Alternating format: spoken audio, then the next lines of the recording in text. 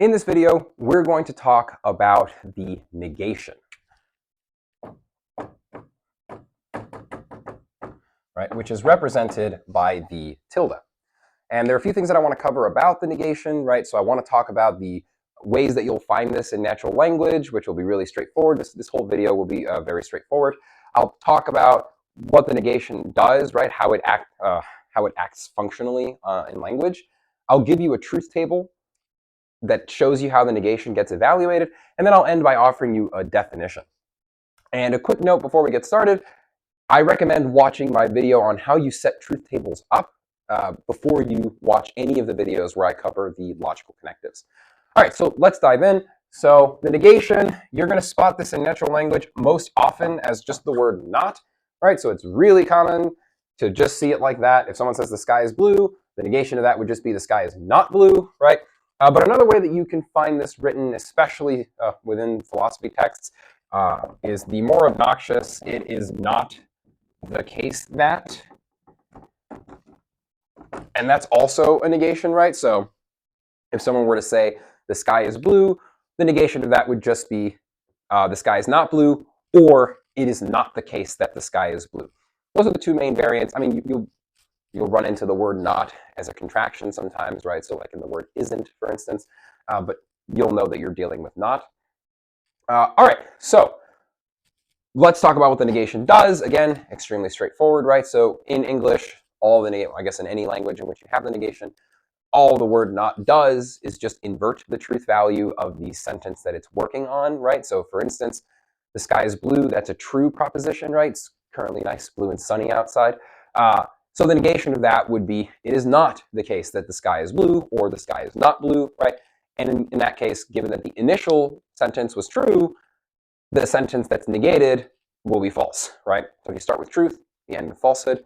And of course, take the sentence, unicorns exist, right? That's unfortunately a false sentence. So it is not the case that unicorns exist would be a true sentence, right? And that's all it is that negation does. It just inverts truth values. So let's go ahead and represent that with a very, very simple, very small truth table. So we'll have the proposition P, right? And then we'll evaluate to see what not P spits out.